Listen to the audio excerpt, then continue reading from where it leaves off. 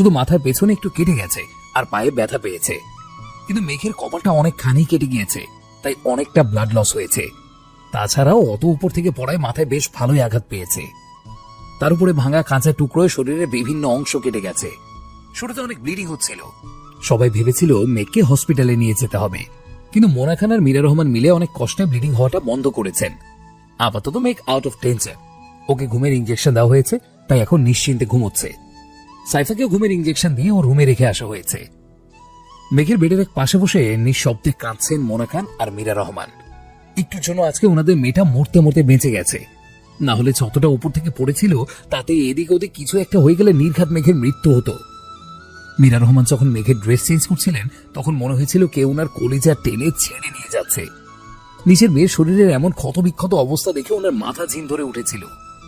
ভেবেছিলেন এখনই হয়তো ওনার প্রাণটাও বেরিয়ে যাবে, কিন্তু তবু উনি বহু কষ্টে নিজেকে সামলে নিয়েছেন। মেয়ের প্রাণ বাঁচানোর জন্য উনি যে মেঘের মা সেটা ভুলে গিয়ে একজন ডাক্তারের ধর্ম পালন করেছেন। মেঘের ট্রিটমেন্ট করার সময় উনি চোখের কোণে এক ফোঁটা পানিও আসতে দেননি। যথাসম্ভব নিজেকে শক্ত রেখেছেন। মীরা রহমান এক ধ্যানে মেঘের চেহারার দিকে তাকিয়েছিলেন। তখনই মোনা খান ওনার কাঁধে হাত রেখে ধীর কণ্ঠে বলল, বাইরে চল, দেখে আসি ওদের এখন কি অবস্থা। ওদেরও তো কি বলতে হবে আপাতত মেঘ সুস্থ আছে। জানি না এক একজনের এখন কি হাল হয়েছে। মীরা রহমান ভাঙা গলায় বললেন, আমরা চলে গেলে মেঘের কাছে থাকবে কে? মীরা রহমানের কথা শুনে মোনা খান চোখ দিয়ে সামনে ইশারা করলেন। ওনার ইশারা অনুসরণ করে মীরা রহমান সামনে তাকাতেই দেখল দুজন নার্স দাঁড়িয়ে আছেন। ওনাদের দেখে মীরা রহমান একটু অবাক হলেন। উনি ভাবনায় এতটাই বিভোর ছিলেন যে কখন এরা এই রুমে এসেছে সেটাই উনি টের পাননি। মোনা খান বসা থেকে দাঁড়িয়ে বললেন, মেঘের জ্ঞান ফেরা না পর্যন্ত ওকে প্রত্যেকটা সেকেন্ড অবজার্ভ করতে হবে, তাই ওনাদের হসপিটাল থেকে ফোন করে আনিয়েছি। চল আমরা এখন ওদিকটা দেখে আসি, এখানে কোনো সমস্যা হলে ওনারা আমাদের ডেকে দিবে। কথাটা বলে মোনা খান বাইরে যাওয়ার উদ্দেশ্যে পা বাড়ালেন। ওনার পেছনে পেছনে মীরা রহমানও আসলেন। ওনারা রুমের দরজা খুলে বাইরে বের হতেই ওনাদের কলিজা থক করে উঠল, কারণ রুমের দরজার সামনে ফ্লোরে আহান হাঁটু ভেঙে বসে আছে।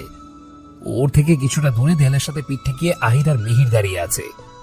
ওদের সোজাসুজি অবি আর হিয়ান দাঁড়িয়ে আছে। সবাই একদম এলোমেলো আর বিধ্বস্ত হয়ে আছে। প্রত্যেকে চোখ লাল হয়ে ফুলে আছে। মেঘ যখন সিঁড়ির নিচে পড়েছিল তখন আহান গিয়ে ওকে জড়িয়ে ধরে হাও মাও করে কেঁদে দিয়েছিল। চারপাশে কি হচ্ছিল সেদিকে আহানের কোনো খেয়ালই ছিল না। ও শুধু মেঘকে বুকের সাথে চেপে ধরে কেঁদে যাচ্ছিল। আহির আর মিহির সিঁড়িতেই হতভম্ব হয়ে বসে পড়েছিল।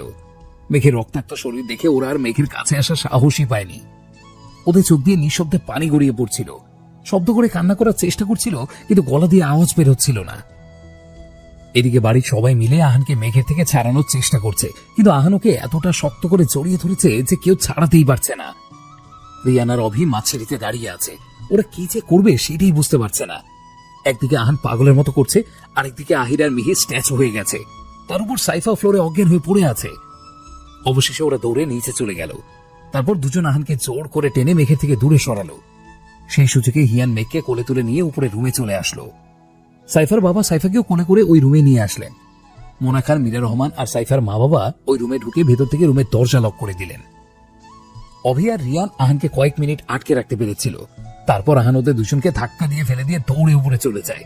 ওর পেছনে পেছনে অভি আর রিয়ানও দৌড়ে যায়। আহান ওই রুমের সামনে গিয়ে হাঁটু ভেঙে ফ্লোরে বসে পড়ে আর মেঘ পড়ি বলে চড়ে চিল্লিয়ে কান্না করতে থাকে। অভি, রিয়ান, হিয়ান ওরা তিনজন মিলেও আহানকে শান্ত করতে পারছে না। ওদের চোখ দিয়েও পানি গড়িয়ে পড়ছে। একদিকে ওরা আহানকে সামলানোর চেষ্টা করছে, অন্যদিকে নিজেদের কান্না আটকানোর চেষ্টা করছে। মোনা খান, মীরা রহমান ওনারা সবাই রুমের মধ্যে বসে আহানের চিৎকার শুনছে। আহান বারবার চিল্লিয়ে বলেছিল, আম্মু, মামুনি, প্লিজ আমাকে একটা বার মেঘের কাছে যেতে দাও। দরজাটা একটু খোলো প্লিজ, আমি ওকে একটুখানি দেখে চলে যাবো। তোমরা একটুখানি দরজাটা খুলে দাও না প্লিজ। আহানের এই চিৎকারগুলো সবাই শুনেছে, কিন্তু কারোরই কিছু করার ছিল না। কারণ রোগীর ট্রিটমেন্ট করার সময় বাইরের কাউকে অ্যালাউ করলে কাটাছেঁড়া জায়গায় ইনফেকশন হওয়ার চান্স থাকে। আহান এইভাবে অনেকক্ষণ চিল্লাচিল্লি করার পর একসময় চুপ হয়ে যায়। দেয়ালের সাথে হেলান দিয়ে চুপচাপ ফ্লোরে বসে পড়ে। হিয়ানার অভি গিয়ে আহির আর মিহিরকে সিঁড়ি দিয়ে টেনে তুলে এখানে নিয়ে আসে। তার কিছু সময় পর সাইফার বাবা মা ওকে নিয়ে অন্য রুমে চলে যায়। দুজনকে এক রুমে রাখলে সমস্যা হবে এই জন্য। সাইফাকে যখন নিয়ে যাচ্ছিল তখন একটু সময়ের জন্য দরজাটা খুলেছিল, কিন্তু আহান একবারের জন্য ভেতরে যাওয়ার চেষ্টা করেনি। যেইখানে যেইভাবে বসা ছিল চুপচাপ সেখানে সেইভাবেই বসে রইল। ওকে দেখে মনে হচ্ছিল ও যেন একটা পাথর হয়ে গেছে। মোনা খান আর মীরা রহমানকে বের হতে দেখেই সবাই উদ্বিগ্ন চাহনিতে ওনাদের দিকে তাকালো। আহান বসা থেকে দাঁড়িয়ে মোনা খানকে উদ্দেশ্য করে শান্ত কণ্ঠে বলল, মা, মেঘের এখন কি অবস্থা? আহানের এমন শান্ত স্বরের প্রশ্ন শুনে মীরা রহমান আর মোনা খান দুজনেই বেশ অবাক হলেন। ওনারা ভেবেই পাচ্ছেন না যে ছেলে এতক্ষণে এত চিল্লাচিল্লি করেছে সে হঠাৎ করে এতটা শান্ত স্বরে কথা বলছে কিভাবে। তাহলে কি এটা ঝড় আসার আগের নিস্তব্ধতা? ওনাদের এইভাবে চুপ করে দাঁড়িয়ে থাকতে দেখে আহান বলল, কি হলো মা, কথা বলছো না কেন? আহানের কথায় ওনাদের দুজনের হুঁশ ফিরে আসে। মোনা খান একটু মলিন হেসে বলে, আল্লাহর অশেষ রহমতে মেঘ এখন আউট অফ ডেঞ্জার, আপাতত আর লাইফ রিস্কটা নেই। মোনা খানের কথা শুনে সবাই একটা স্বস্তির নিঃশ্বাস ফেলল। মীরা রহমান আহানের কাছে এগিয়ে এসে ভাঙা গলায় বললেন, বাবাই ভেতরে গিয়ে মেঘকে দেখে আয় যা, কিন্তু কোনো কথা বলবি না। ওকে ঘুমের ইনজেকশন দেওয়া হয়েছে, ও এখন ঘুমাচ্ছে। মীরা রহমানের কথাটা কানে আসতে আহানের চেহারায় স্পষ্ট রাগের ছপ ফুটে উঠল। ও কাট কাট গলায় বলল, আমি এখন মেঘের সামনে যাবো না মামুনি। আমার পরিটার গায়ে যারা আঘাত করার স্পর্ধা দেখিয়েছে তাদের আগে উচিত শিক্ষাটা দিয়ে আসি, তারপর আমি আমার মেঘের সামনে যাব। কথাটা বলে আহান সামনে থেকে হাঁটা দিল। ওর পেছনে পেছনে আহির, মিহির, অভি, হিয়ান ওরাও গেল। মীরা রহমান ওদের যাওয়ার দিকে তাকিয়ে ফোঁস করে একটা নিঃশ্বাস ছাড়লেন। উনি জানেন আহান এখন জেরিন আর আবিরের সাথে কি করতে যাচ্ছে। অন্য সময় হলে হয়তো উনি আহানকে আটকে দিতেন, কিন্তু আজকে আহানকে আটকাবেন না, কারণ জেরিন এতদিন যত ভুল করেছে সব উনি মাফ করে দিয়েছেন। ভেবেছেন অল্প বয়স, তাই হয়তো না বুঝেই ঝোঁকের বসে ভুলগুলো করে ফেলেছে। কিন্তু ভুল করতে করতে জেরিন কিনা শেষ পর্যন্ত ওনার মেয়েটাকে মেরেই ফেলতে চাইল। ছোটবেলা থেকে উনি জেরিনকে এত স্নেহ আদর যত্ন নিয়ে বড় করলেন, অথচ জেরিন এত আদর যত্ন ভালোবাসার প্রতিদান কিনা ওনার মেয়ের রক্ত ছড়িয়ে দিল।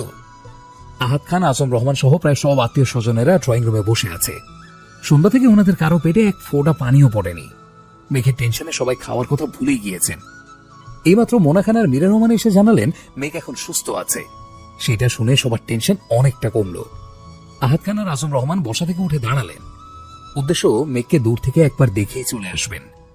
ওনারা সামনে এগিয়ে গিয়ে সিঁড়ি দিয়ে উপরে উঠতে যাবেন, তার আগেই ওনাদের কানে চিৎকার চেঁচামেচি শব্দ ভেসে এলো। ওনারা চমকে সামনে তাকাতেই দেখলেন মিহির জেরিনের চুলের মুঠি ধরে টেনে হিঁচড়ে নিচে নিয়ে আসছে। তার পেছনে আহির আবিরের কলার চেপে ধরে ওকে টানতে টানতে নিয়ে আসছে। আর ওদের পেছনে পেছনে নামছে হিয়ান, আহান আর অভি। আহানের হাতে একটা রিভলভার। ড্রয়িং রুমে উপস্থিত সবাই অবাক হয়ে বসা থেকে উঠে দাঁড়িয়ে গেলেন। মিহির আর আহির নিচে নেমে সবার সামনে আবির আর জেরিনকে ফ্লোরে ছুঁড়ে মারলো। জেরিনের মা চিল্লিয়ে বলল, এসব কি হচ্ছে? তোমরা কোন সাহসে আমার মেয়ে জামাইয়ের গায়ে হাত দিয়েছ? তোমাদের তো আমি পুলিশে দিব। কথাটা বলে জেরিনের মা দৌড়ে এসে জেরিনকে ধরতে যাবে, তার আগে অভি এসে ওনার হাত ধরে টেনে নিয়ে গিয়ে দূরে ছুঁড়ে মারলো। তারপর দতে দত চেপে বলল, যেখানে আছেন সেখানে দাঁড়িয়ে থাকুন, একদম সামনে এগোনোর চেষ্টা করবেন না। অভি জেরিনের মাকে এতটাই জোরে ছুঁড়ে মেরেছে যে উনি ফ্লোরে পড়ে গিয়ে কোমরে ভীষণ ব্যথা পেয়েছেন। উনি কোমরে হাত দিয়ে আসম রহমানকে উদ্দেশ্য করে কাঁদো কাঁদো কণ্ঠে বলল, আজম, এসব কি হচ্ছে? তোর সামনে ওরা আমাকে মারছে, আমার মেয়েকে মারছে, আর তুই দাঁড়িয়ে দাঁড়িয়ে দেখছিস। ওদের কিছু বলছিস না কেন? ওনার কথাটা শেষ হতেই আহান রেগে চিল্লিয়ে বলল, আজকে কেউ কিচ্ছু বলবে না, অনেক শুনেছি সবার কথা। আজকে আমি বলবো আর সবাই আমার কথা শুনবে। সবাই নিজেদের জায়গায় দাঁড়িয়ে যেটা হচ্ছে চুপচাপ দেখে দাও। যদি কারো মুখ থেকে একটা টু শব্দ বেরিয়েছে না, তাহলে সেটাকে এখানে জ্যান্ত পুঁতে ফেলবো। আহানের চিৎকারে ওখানে উপস্থিত সব মানুষ কেঁপে উঠল। সবার চোখে মুখে ভয়ের ছাপ। ওকে আগে কখনো কেউ এতটা রেগে যেতে দেখেনি। আহানের রাগ বেশি হলেও ও সহজে নিজের রাগ প্রকাশ করে না। অত্যন্ত কঠিন পরিস্থিতিতে ও নিজের রাগকে কন্ট্রোল করতে পারে, তবে একবার রেগে গেলে কাকে কি বলে নিজেরই হুঁশ থাকে না। আবির আর জেরিন যেখানে পড়ে আছে, আহান সেখানে গিয়ে ঠিক ওদের দুজনের মাঝখানে দাঁড়ালো। তারপর শান্ত স্বরে বলল, তো মিসেস রহমান আর মিস্টার রহমান, তখন রুমে কি কি হয়েছিল সেটা সবটা শুরু থেকে আমাকে বলুন। জেরিন কিছু বলার আগে আবির কাঁপা কাঁপা কণ্ঠে বলল, তেমন কিছু হয়নি, আসলে ওই একটু আর কি। আবির কথাটা শেষ করতে পারল না। তার আগে আহান জোরে ওর পেটে একটা লাথি মারলো। তারপর দাঁতে দাঁত চেপে বলল, এমন কিছু হয়নি, তাহলে ওর গায়ে এতগুলো মারের ধাগ আসলো কোথা থেকে? কে মেরেছে ওকে? তুই? বলে আহান আবিরের কলার ধরে দাঁড় করিয়ে ওর নাকের উপরে পরপর 2টা ঘুষি মারলো। তারপর চেঁচিয়ে বলল, আজ অব্দি আমি যার গায়ে একটা ফোনের টোকাও দিইনি, তুই কোন সাহসে তাকে এতটা আঘাত করলি? আহান আবার মারতে যাবে, তার আগে আবির চেঁচিয়ে বলল,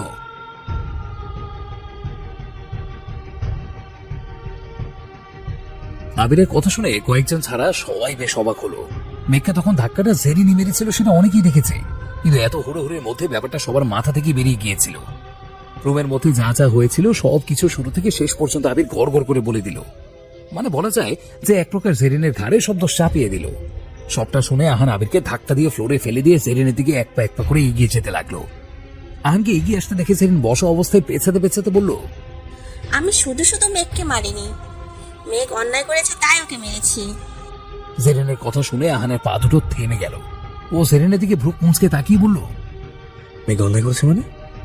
জেরিন মনে একটু সাহস জুগিয়ে বলল, মেঘ আবিরকে বিয়ে করার প্রস্তাব দিয়েছে, বলেছে আবির আমাকে ডিভোর্স দিয়ে যেন ওকে বিয়ে করে। আবির সেই প্রস্তাবে রাজি হয়নি, তাই মেঘ ওকে 4টা চড় মেরেছে। শুধু তাই নয়, আপনার ছোট ভাইয়ের সাথেও মেঘের অবৈধ সম্পর্ক আছে।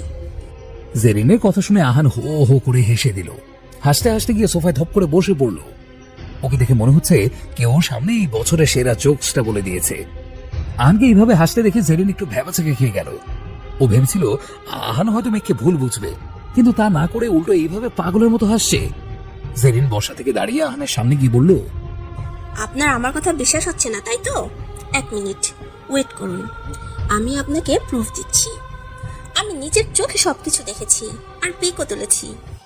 কথাটা বলেই জেরিন আর কাউকে কিছু বলার সুযোগ না দিয়ে এক দৌড়ে উপরে চলে গেল। আহিরের ইচ্ছে করছে এক্ষুনি জেরিনের কলিজাটা টেনে ছিঁড়ে ফেলতে। শেষ পর্যন্ত ওর কলিজার টুকরো বোনটার সাথে ওর নামে বাজে কথা রটাচ্ছে। এই মেয়েকে তো আজকে কিছুতেই ছাড়বে না। জেরিন যেভাবে দৌড়ে গিয়েছিল সেভাবে আবার দৌড়তে দৌড়তে ফিরে এলো। ওর হাতে একটা লেডিস হ্যান্ডব্যাগ।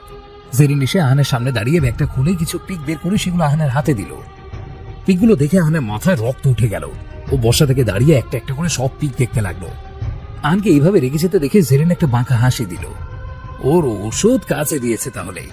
জেরিন ওর চেহারার এক্সপ্রেশনটা অসহায়ের মতো বানিয়ে বিনয়ী কণ্ঠে বলল, দেখলেন তো, আমি মিথ্যা কথা বলছিলাম না। মেঘ সত্যি একটা বাজে মেয়ে।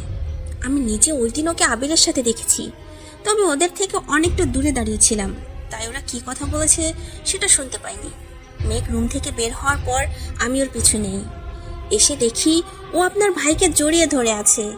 তার আগে আমি ওকে আপনার সাথেও ক্লোজ অবস্থায় দেখেছিলাম। সেই পিকগুলোও এখানে আছে, চেক করুন। তখন বিয়ে বাড়িতে অনেক লোক ছিল, তাই আমি নিজের রাগটা কন্ট্রোল করে নিয়েছিলাম। কিন্তু আজকে সন্ধ্যায় আবির যখন আমাকে ডিভোর্সের কথা জানায়, তখন আমার ধৈর্যের বাঁধ ভেঙে গেছিল। আমি রেগে গিয়ে ভাঙচুর শুরু করি। তখন আবির আমাকে বলে এগুলো নাকি মেঘ ওকে বলতে বলেছে। মেঘ নাকি ওকে হুমকি দিয়েছে, বলেছে যে আবির যদি আমাকে ডিভোর্স না দেয় তাহলে ও সুইসাইড করবে। জেরিনের কথা শুনে সবাই হতবাক হয়ে গেছে। জেরিন কথাগুলো এমন ভাবে বলেছে যে যে কেউই ওর কথাগুলো বিশ্বাস করতে বাধ্য হবে। আহান এখনো পিকগুলোর দিকে তাকিয়ে আছে। জেরিন আবারও বলল, আবিরের কথা প্রথমে আমার একদম বিশ্বাস হয়নি, কিন্তু মেঘের গলায় এ অক্ষরের লকেটটা দেখে আমি ওর কথা বিশ্বাস করতে বাধ্য হই। তাই রাগের মাথায় মেঘকে মেরেছিলাম। তখন কি করেছে আমি নিজেই জানি না। আর আপনি একবার এটা ভাবুন, একটা মেয়ে কতটা বাজে হলে একসাথে 3টা ছেলের সাথে রিলেশন রাখতে চায়। জেরিন কথাটা শেষ করার সাথে সাথে আহান ঠাঁটিয়ে জেরিনের গালে একটা চড় মারল। আচমকা এইভাবে চড় মারে জেরিন ছিটকে ফ্লোরে পড়ে যায়। আহান রেগে চিল্লিয়ে বলে, তোর সাহস কি করে আমার মেয়ের সামনে দাঁড়িয়ে আমার মেয়েকে বাজে মেয়ে বলার? তোকে তো আজকে আমি। কথাটা বলে আহান জেরিনের 2 পায়ে দুটো শুট করলো। জেরিন যন্ত্রণায় চিৎকার করছে। ওর মা বাবা দূরে দাঁড়িয়ে কাঁদছে। রক্তে ফ্লোর ভেসে যাচ্ছে। সবাই সবটা দাঁড়িয়ে দাঁড়িয়ে দেখছে, কিন্তু কারোরই কিচ্ছু করার নেই। আহান চিল্লিয়ে বলল, ওই অক্ষরের লকেটটা আবিরের নামে নয়, ওটা আমার নামে লকেট। ওই লকেটটা আমি মেয়েকে কিনে দিয়েছিলাম। আর তুই কিছু যা জেনে না বুঝে আমার মেয়েকে আঘাত করে ফেললি। এত বড় কলিজা তোর! জেরিনের পায়ের যেখানে গুলি লেগেছে আহান নিজের পা দিয়ে সেখানে চেপে ধরে বলল, তোর কি মনে হয় যে আমাকে আবিরের মতো বলদ মনে করিস তুই? যে তুই যা বলবি আমি তাই বিশ্বাস করে দেবো? আরে 4 বছর আগে তুই আমার মেঘকে সবার সামনে অপমান করেছিলি। কতগুলো এডিট করা পিক দেখিয়ে মেঘকে দুশ্চরিত্র অপমান করেছিলি। আর সবাই তোর কথা বিশ্বাসও করেছিল। একবারও কেউ খোঁজ নিয়ে দেখার প্রয়োজন মনে করেনি যে ওই পিকগুলো আসল নাকি নকল? হ্যাঁ, আবির তো আমার মেঘের গায়ে হাত পর্যন্ত তুলেছিল। তবে বিশ্বাস কর, শেষ সবের জন্য তোদের দুজনকে আমি মাফ করে দিতাম, কিচ্ছু বলতাম না রে। কারণ তোদের জন্যই আমি আমার মেঘ পরীকে আবারও খুঁজে পেয়েছিলাম। কিন্তু তারপর তোরা যা করেছিস তার জন্য তোদের ক্ষমা করার প্রশ্নই ওঠে না। আর কালকে তো সব লিমিট ক্রস করে ফেলেছিস। লাইফের সব থেকে বড় ভুলটা কালকে করে ফেলেছিস, আর এর জন্য তো তোদের শাস্তি পেতেই হবে। জেরিন পায়ের ব্যথায় চিল্লিয়ে কাঁদছে। আহান ওর পায়ের উপর থেকে নিচের পা সরিয়ে আহিরের সামনে গিয়ে দাঁড়ালো। তারপর শক্ত কণ্ঠে বলল,